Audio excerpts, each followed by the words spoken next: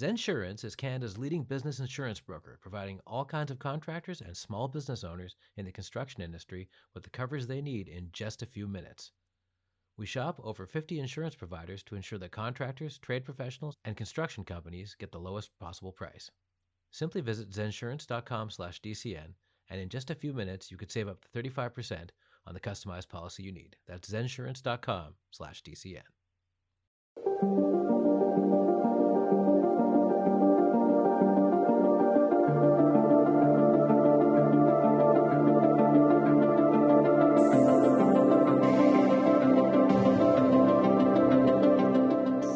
Hello, everyone. Welcome to the Construction Record Podcast. I'm digital media editor Warren Frey, and with me today I have Jas Saraw from Procore Technologies. Great to be here. Thank you. And we're in February, so the year is still young, and so we're going to prognosticate, or actually Jas is, and I'm going to listen to him, about what the trends are to watch for in 2022. So Procore is well known as sort of a construction technology company, so maybe we'll start with technology. There's AI, automation, drones, all the usual stuff. What's in the works there for 2022, and what's sort of beyond that in the works for in terms of technology? Yeah. Well, first and foremost, Warren, I want to thank you for having me on. I was just going back through some of my old notes. I realized that the last time I was on a podcast with you was back in 2018, which a long time ago. A lot has changed. Time ago. Yeah, lots changed, right? And I was actually listening back to it, and I thought to myself, it's remarkable how, even with like the pandemic and everything, like the topics we were talking about, how much of that stuff has really stayed the same. So I think when we were talking about, topics around digital transformation in 2018, we talked about the fact that, innovation was borderless, that, digital innovation and technology and the needs of a lot of construction organizations across the planet were no different whether you were Canadian or Australian, English, American, or French or German or Italian. So, and I don't think that's changed. In fact, the push towards, digital transformation and technological adoption has happened at a breakneck speed in the last 4 years. And we've seen that, in a lot of different places. So you mentioned things like drones and automation and AI, and those are just some examples, right? So, when we look at AI, one area where Procore's like heavily invested is in using artificial intelligence in order to allow our organizations that work with our platform to make more effective decisions. And within AI, leveraging machine learning, which is sort of that deep learning type of, custom algorithm type of, programming, which has a sort of a self-learning aspect to it. So look, if we can, identify insights on behalf of a construction company, organization, owner, developer, specialty contractor, or who have you, and we can provide those learnings in real time, and we can mitigate risk on a job site, or we can improve overall efficiencies in how a construction project is delivered, then I think, those are things that a lot of construction companies and leaders are looking to in 2022. And a lot of it goes back to a topic, again, that we talked about in 2018 that again, we're still talking about it in 2022, which is the skilled labor gap and labor shortage in general.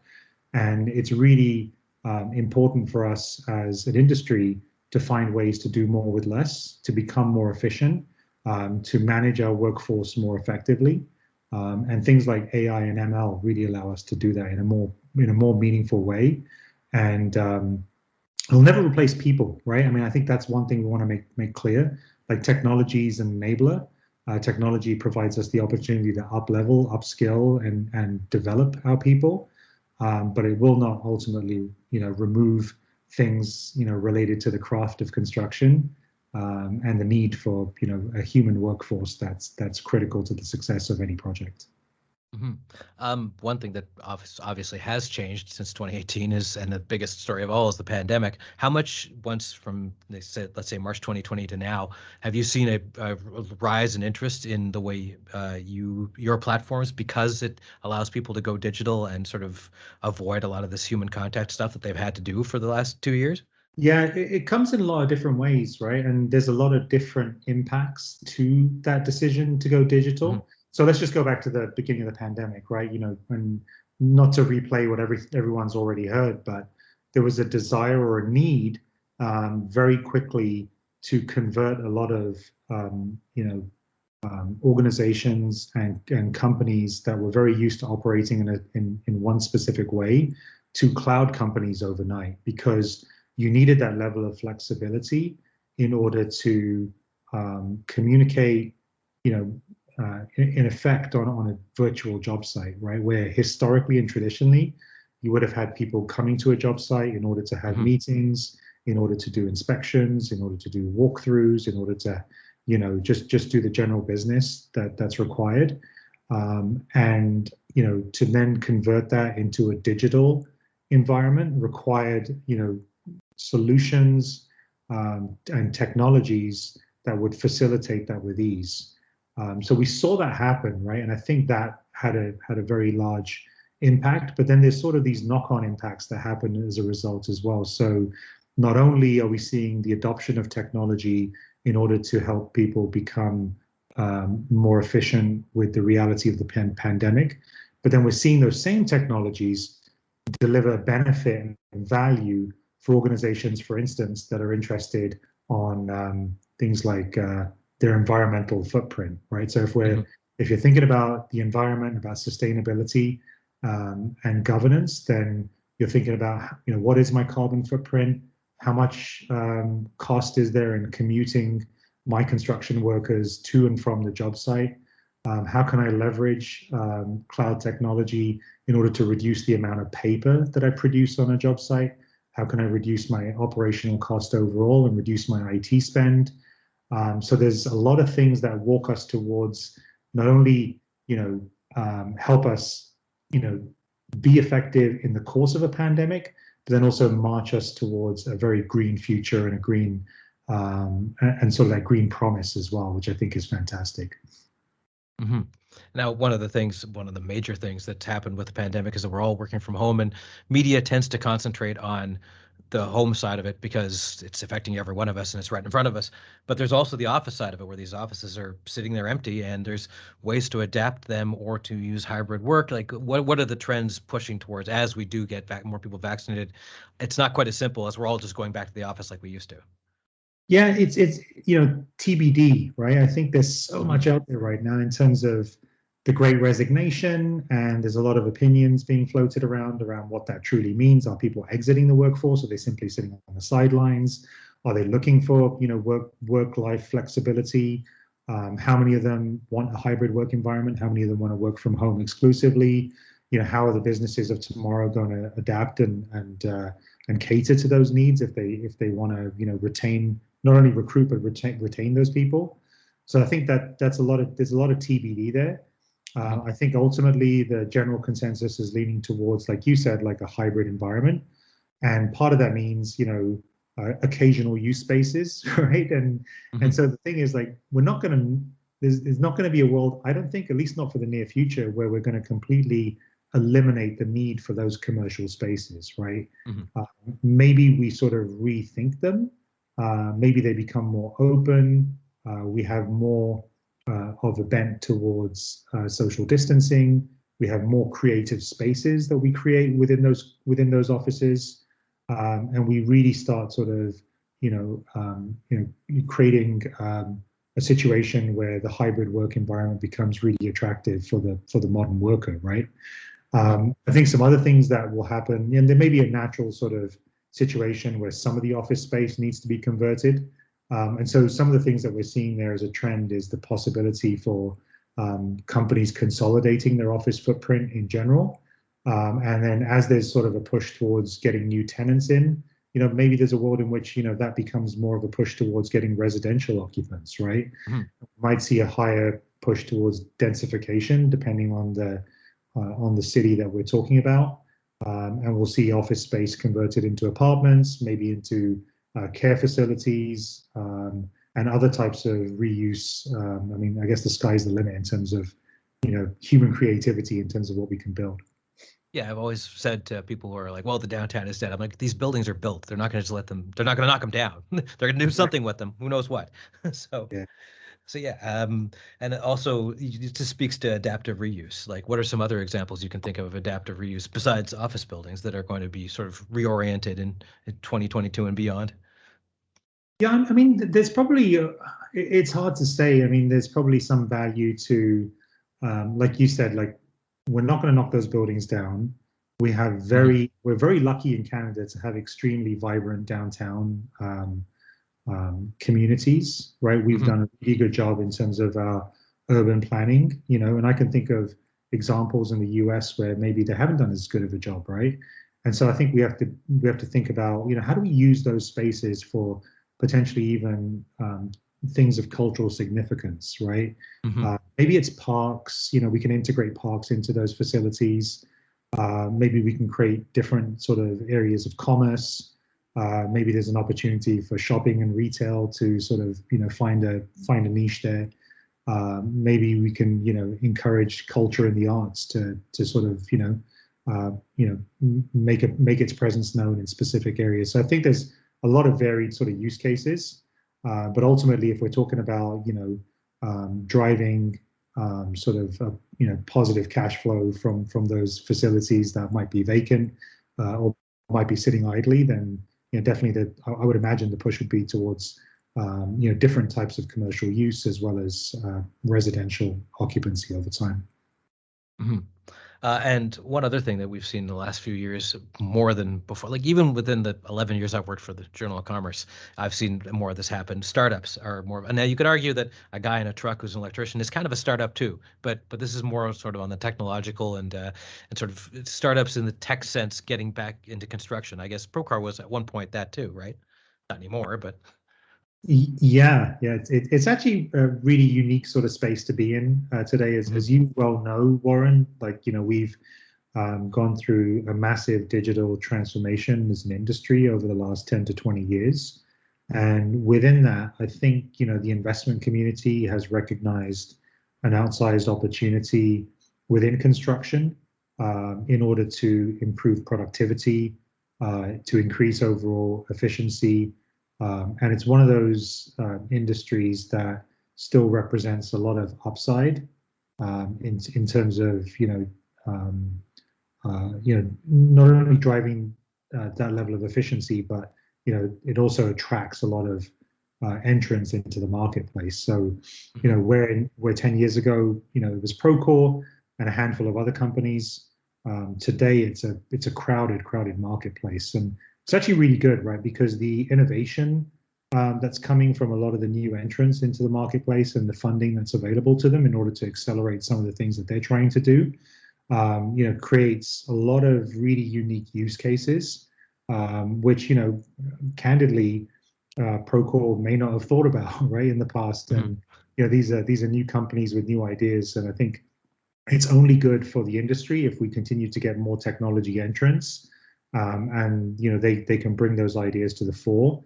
Over time, one of the things that Procore wants to do is to become the central platform for the industry and really become the node that connects together all of the workflows and communications that happen between the back office and the field. And we really look at a lot of those technology companies as partners, right? We want to bring them into the Procore ecosystem. We want to give them a platform where they can, create meaningful change and disruption within the industry. And we want to integrate those solutions so we can drive meaningful impact for our customers, right? I think one of the things that we want to avoid as the marketplace becomes more crowded is a situation in which, construction companies and individual construction users have to flip between half a dozen different applications in order to get a simple workflow fulfilled on the job site. So what I'm really mindful of is, not only the level of investment and the level of innovation that's happening, but how do we really integrate that into something that makes sense for the construction user? And finally, one of the biggest challenges we've seen in year two or whatever, time has no meaning year, this is the pandemic, is supply chains, and sort of parallel to that, people going, well, wait a minute, this just-in-time thing isn't working anymore. We need to have supply that's available and nearby being within the country or next door, I would assume. So what niche does digital fill there? Because it can't, if a boat's stuck in the Suez Canal, there's not much digital can do about it. But in terms of what it can do, what can it do to alleviate supply chain concerns? Yeah, if you can answer that question, you'd be a very rich man, and so would I. But I think it's a tough one, right? I mean, just by virtue of the name global supply chain, we're talking about a very large interconnected system that has a lot of points of failure. But by the same token, also a lot of points in which if there's disruption in one area, other parts can pick up. But it doesn't change the fact that every industry has faced challenges as a result of the supply chain disruptions that have happened in the last 2 years, and construction is no different. So if I look at construction, I'll say, and the folks that I talk to in construction, what they're doing today is that leaders are adapting to the new environment in order to simply move conversations further up into the construction life cycle than they were historically, right? So where you might be looking parts for parts to for a bathroom or whatever it is, or a unit in a condo, or a specific material from a specific supplier, where historically you haven't had to make those inquiries until much later in the construction life cycle. Now, with the level of competition that's occurring for limited resources, a lot of those discussions are happening earlier. A lot of organizations are trying to secure that inventory at a much earlier stage. It does have a bit of an impact in terms of, obviously, suppliers recognize that, and in a limited supply environment, costs do increase. So there's definitely a knock-on event from that. So, I mean, I don't see much of that changing, I guess, is my answer. I think it's just really how construction adapts to it, at least in the short and medium term. And then hopefully in the long term, we have some better solutions in order to, increase the overall supply and create a greater level of predictability than we have today. I think one of the other things that, technology in general can do, and again, I think this is an emerging area, but is create digital solutions and platforms that connect those buyers to their suppliers, so that there's more of a real-time marketplace that gives insight into material cost, and allows organizations to get out from behind those 20 phone calls and really have more of a predictable digital platform that gives them access to real-time supply data across the globe. It's a pretty lofty ambition and goal, but I think that's something that would ultimately drive a lot of value for small and large buyers alike. Okay, and I know Procore, appearing on podcasts isn't the only way you inform the public, the construction industry, about what you do. What are some other ways people can, if they want to learn more? You put out surveys, and I've gone to conferences where there's tech talks and sort of panels and you held those anyway, I think, virtually. Where would people go to find more of that? Yeah, really simply put, just go to procore.com. If you're in Canada, you'll automatically be defaulted to Canadian content. We have a team of 100 people plus in Canada, and our focus is the Canadian market day in, day out. So if you're looking for ways to improve efficiency within your company on the job site, you're looking to mitigate risk, whether that's risk related to safety incidents, you're looking to improve quality and reduce the cost of rework on a job site. In general, if you're looking to collaborate more effectively with your stakeholders and get a single source of truth, across the project, then Procore's the destination for in my humble estimation, for any construction company, owner, developer, asset owner, or specialty contractor in Canada. And we'd be really happy to work with you and provide you some more information on some of the value that we can drive. In terms of Procore as a business, we've been at it for I think this year is our 20th anniversary. So hopefully we've got some nice stuff planned around that. And we've also been in the Canadian market with boots on the ground for the last 5 years. So we're really, we've been around the block, and we've been able to drive value for thousands of customers globally, and hundreds of customers across the Canadian marketplace. So definitely be happy to talk to some of the value that we've been able to drive coast to coast, and how we can help your organization. Okay, great. Thanks for being on, Jas.